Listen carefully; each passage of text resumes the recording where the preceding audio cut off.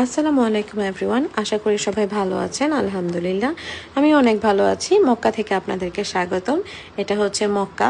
আমরা উমরা করার জন্য রওনা হয়েছিলাম এবং আমরা আল্লাহর অশেষ রহমতে আমরা মদিনা থেকে মিকাত থেকে আমরা নিয়ত করে এসে আমরা হচ্ছে আমাদের প্রথম উমরা সম্পন্ন করি এবং উমরা শেষে আমার কাবার প্রথম দর্শন ছিল। এটা উমরা শেষে আমি একটু ভিডিও করে নিয়েছিলাম।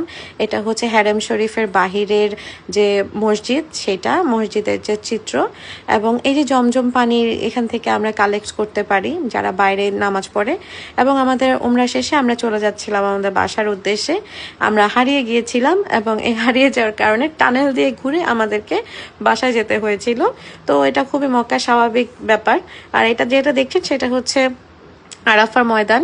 এটা হচ্ছে আরাফা ময়দানের মিনা। এখানে লাখ লাখ মুসল্লি বড় হজ করে।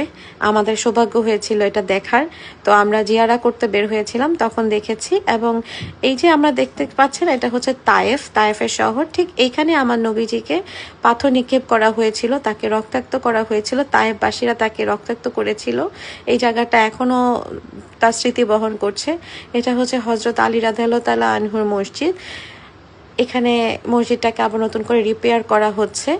আর এই যে দেখতে পাচ্ছেন এই জায়গাটা হচ্ছে আমার নবীজিকে এনে, এই যে ঠিক ওই মসজিদটা, এটা হচ্ছে আবদাস মসজিদ। এখানে আবদাস নামে এক দাস হচ্ছে আমার নবীজিকে পানি খাইয়েছিল, আঙুরের শরবত খাইয়েছিল এবং তাকে সুস্থ করে তুলেছিল। ঠিক এই তায়েফ কিন্তু নবীজির নানু বাড়ি, তায়েফেই তার বড় হওয়া, কিন্তু তারপরও তায়েফবাসীরা তাকে অনেক কষ্ট দিয়েছিল, আমার প্রাণের নবীকে কষ্ট দিয়েছিল এখানে। তো এই যে তায়েফের সর্বোচ্চ চূড়ায় আমরা উঠেছি, এটাকে বলা হয় বীরে শেফা।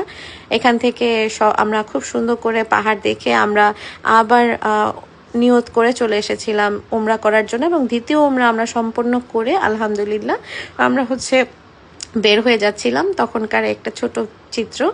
এরপরে আমরা কিছুদিন ঘোরাফেরা করেছি এবং এটা ছিল আমাদের হচ্ছে মসজিদের সামনে, হারমাইনের সামনে আমাদের খেজুর বিতরণ করা। কারণ আমরা অনেক অনেক অনেক মানুষকে দেখেছি এই সময় তারা খেজুর বিতরণ করে বা অন্যান্য খাবার বিতরণ করে।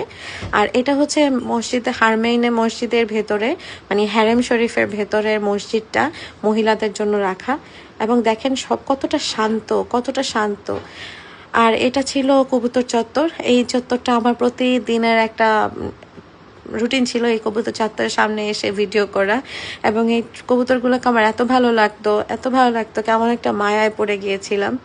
এই যে এখানে আমাদের দুপুরের নামাজ শেষে আমি একটু ভিডিও করে নিচ্ছিলাম। কবুতরগুলো কি সুন্দর করে চলে আসতো এখানে।